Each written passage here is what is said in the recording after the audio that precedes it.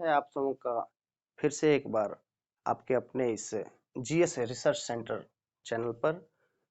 दोस्तों, इस लेक्चर में हम लोग एक छोटे से पार्ट को जानेंगे। मध्यजीवी महाकल्प के 3 कल्पों को हम इस आवर में जानने वाले हैं। इसके पहले वाले वीडियो में हम पुराजीवी महाकल्प के 6 कल्पों को जान चुके हैं, उनके कालों को जान चुके हैं और उनके कालों में क्या क्या घटनाएं घटित हुई हम उन पे भी बात कर चुके हैं। तो हम पहुंच चुके थे पिछले वीडियो में 24.5 करोड़ वर्ष पूर्व, यानी कि 24.5 करोड़ बीसी तक की बातें हम इसके पहले कर चुके हैं। अब हम 24.5 करोड़ बीसी से आगे 6.5 करोड़ बीसी तक के काल यानी कि मेसोजोइक एरा मध्यजीवी महाकल्प के 3 कल्पों को जाने।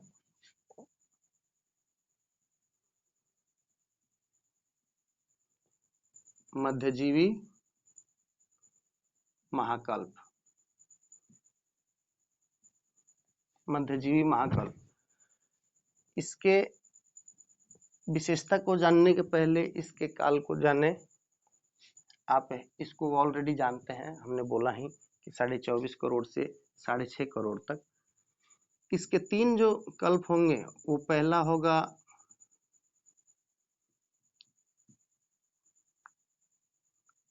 ट्रियासिक कल्प, दूसरा होगा जुरासिक कल्प और तीसरा होगा क्रिटेशियस कल्प, है ना। तो इन्हीं तीनों कल्पों को इसमें हम जानेंगे। तो बारी बारी से आइए हम जानें। इसमें पहले कल्प ट्रियासिक कल्प को हम जानेंगे, इसी कल्प को। तो इधर हम विशेषता जान लेते हैं और इधर हम इसके पहले कल्प को जानते हैं, ट्रियासिक कल्प। तो ट्रियासिक कल्प दोस्तों 24.5 करोड़ से लेकर, कहां से 24.5 करोड़ से लेकर 24.5 करोड़ बीसी से 24.5 करोड़ बीसी से लेकर और 20.8 बीसी तक, कितना 20.8 करोड़ में है। ये भी बीसी तक का जो ये काल है, ये ट्रियासिक कल्प के नाम से जाना जाएगा दोस्तों। और इस काल में घटनाएं क्या हो रही है वो देखिए। इस काल में इस काल में मांसाहारी मत्स्य के तूल रेप्टाइल का जन्म हुआ। हाँ, मांसाहारी मत्स्य तूल, मत्स्य का मतलब तो समझते हैं, ये मछली। मांसाहारी मत्स्य तूल रेप्टाइल, क्या रेप्टाइल का जन्म हुआ, ठीक ना। और उसके बाद इसमें क्या हो रहा है देखिए कि इस समय स्थल पर रेंगने वाले जीवों से स्तनधारी जीवों की उत्पत्ति हुई, जन्म हुआ। स्थल पर रेंगने वाले जीवों से क्या हुआ कि स्तनधारी जीवों का जन्म हुआ।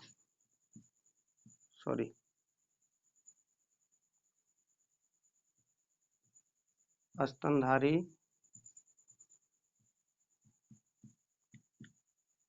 जीवों का जन्म हुआ। तो ये चीजें हुई यहाँ पे। और यहाँ हो क्या रहा है कि साथ ही मधुमक्खियों और दीमकों की उत्पत्ति हुई। मक्खी क्या सॉरी मधुमक्खी मक्खी की और दीमक की उत्पत्ति इस समय में हुई है।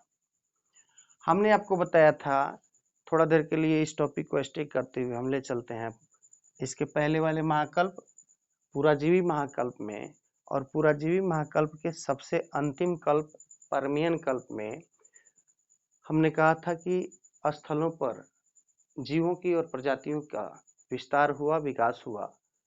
तो देखिए कि उस क्रम में उसके तुरंत बाद क्या क्या घटनाएं घट रही हैं। आप ऊपर देख रहे हैं ना, अब इस पॉइंट पे मांसाहारी मत्स्य तुल रेप्टाइल का जन्म हो रहा है।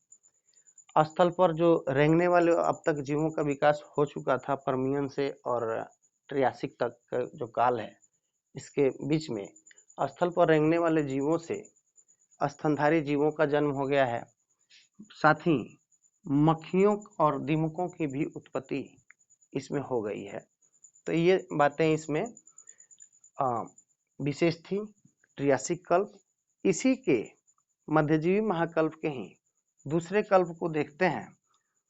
इसके दूसरे कल्प होगा जुरासिक कल्प। दोस्तों ये तो आप लोग इंटरेस्टेड चीज है, क्योंकि इस पे फिल्म भी बनाई जा चुकी है, इस नाम से फिल्म भी आ गया है। हॉलीवुड में कोई मूवी आया है जुरासिक वार शायद करके, हमने नहीं देखा है। तो अब है ट्रियासिक कल्प के बाद इस मध्यजीवी महाकल्प का दूसरा कल्प जो है वो है जुरासिक कल्प। दूसरा कल्प है जुरासिक कल्प, है ना। इसकी विशेषता की बात की जाएगी। जुरासिक कल्प का आप देखेंगे कि हम लोग थे 20.8 करोड़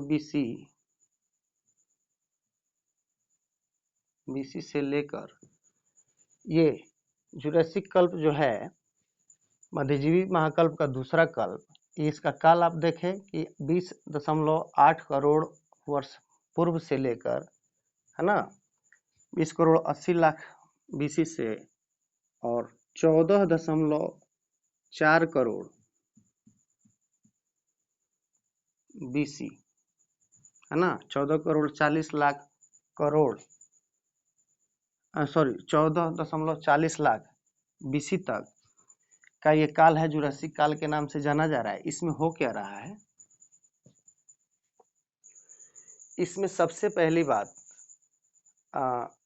कि ये जुरासिक नाम से ही स्पष्ट हो रहा है कि ये जुरासिक काल में डायनासोर का ये दौर रहा है। इसमें कुछ कुछ उड़ने वाले पक्षियों की उत्पत्ति हुई। उड़ने वाले पक्षी आए, है ना, पक्षी, है ना। उसके बाद क्या हुआ, ये इस काल में डायनासोर का प्रभुत्व था। क्या था, डायनासोर का प्रभुत्व था। इसके पहले ही पॉइंट में लिख लीजिए, चूंकि यहाँ भी लिख सकते थे लेकिन पहले पॉइंट में इसलिए लिख रहे हैं क्योंकि इसका चर्चा इसके पहले हुई थी। हम इसके मध्यजीवी महाकल्प के पहले कल्प ट्रियासिक कल्प में मैंने कहा था कि मांसाहारी मत्स्य के तुल्य रेप्टाइल का जन्म हुआ था। और ये जुरासिक कल्प जो इसी का दूसरा कल्प है, इसमें क्या हुआ कि रेप्टाइल के आकार एवं उसके प्रकार में वृद्धि भी हुई थी। रेप्टाइल के आकार और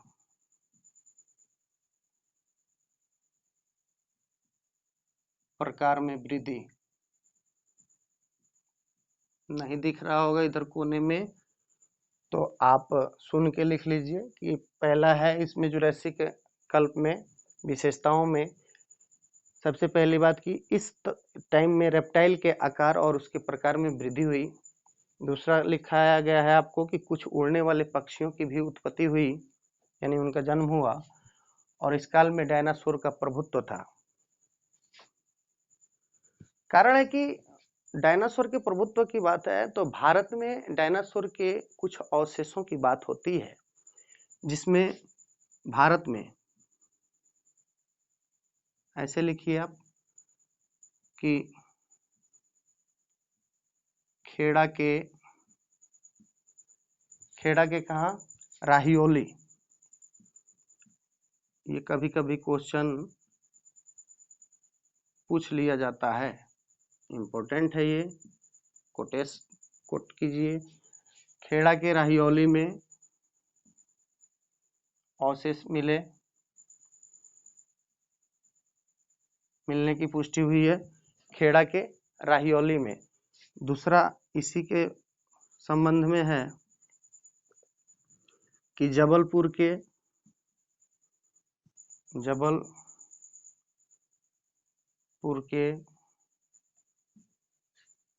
है ना बारासिला, कहाँ,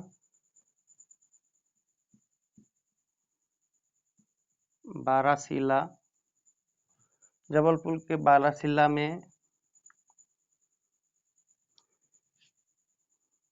मेन बात यह है कि नर्मदा, क्या है, नर्मदा, इसमें हम बता रहे हैं कि डायनासोर का प्रभुत्व था और डायनासोर के अवशेष जो हैं वे खेड़ा के राहियोली में पाए जाने की पुष्टि हुई है भारत में, और भारत में ही जबलपुर के बारासिला में नर्मदा नदी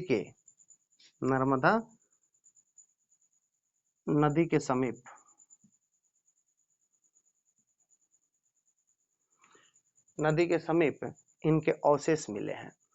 तो ये विशेषताएं मध्यजीवी महाकल्प के जुरैसिक कल्प की विशेषता रही कि डायनासोर का युग था, जिसके वजह से जुरैसिक कल्प इसको कहा गया है। इसमें रेप्टाइल के आकार और प्रकार में वृद्धि हुई है, कुछ उड़ने वाले पक्षियों की उत्पत्ति हुई है, डायनासोर का प्रभुत्व है, खेड़ा के राहियोली में अवशेष मिले हैं। ये बातें हो रही है इंडिया में, है ना, इंडिया में। और जबलपुर के बारासिला में नर्मदा नदी के किनारे या नर्मदा नदी के समीप मिलने की पुष्टि हुई है। अब मध्यजीवी महाकल्प के तीसरे और अंतिम कल्प, इस मध्यजीवी महाकल्प यानी कि मेसोजोइक एरा के सबसे अंतिम, यानी कि सबसे क्या मतलब अंतिम ही होता है ना, तो मध्यजीवी महाकल्प के अंतिम कल्प ट्रियासिक कल्प पे, क्रिटेशियस कल्प पे हम अब बात करेंगे। किस पे? मध्यजीवी महाकल्प के अंतिम कल्प, यानी कि मध्यजीवी महाकल्प के तीसरे कल्प क्रिटेशियस कल्प पे बात होगी।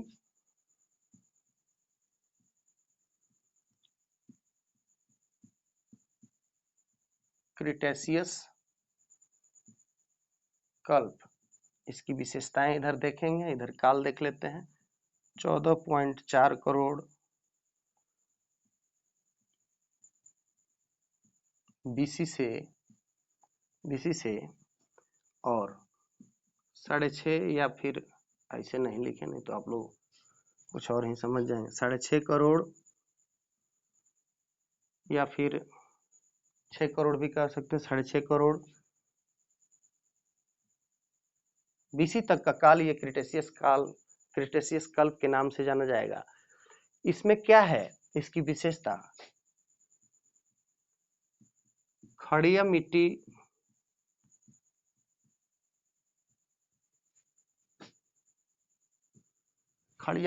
के जमाव के लिए ये विशेष रूप से ये कल्प जाना गया है।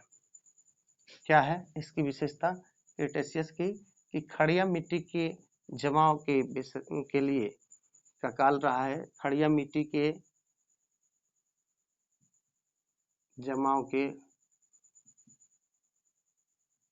लिए ये विशेषता रही है इस काल में। साथ ही इस काल में एंडीज पर्वत, रॉकी पर्वत और यूरोप के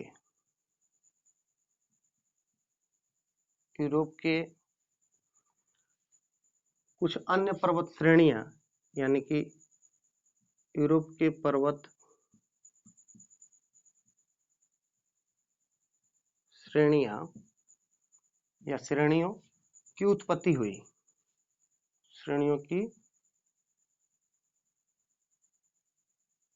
उत्पत्ति हुई, तो ये चीजें हुई है यहाँ पे, है ना, ये चीजें हुई है। और इसके अलावा आपको पनामा कटक का निर्माण भी हुआ है।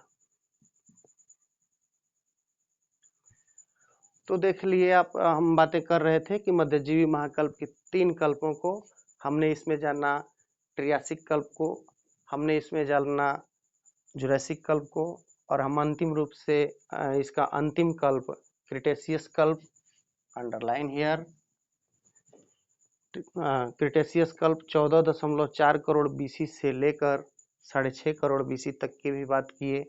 इसकी विशेषता इस क्रिटेशियस कल्प की है कि खड़िया मिट्टी के जमाव के लिए ये काल जाना जाता है।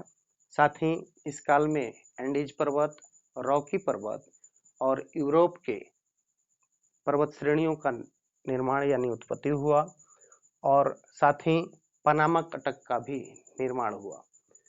तो यही सारी कुछ बातें थी इस मेसोजोइक एरा में, मुख्य बातें यही थी।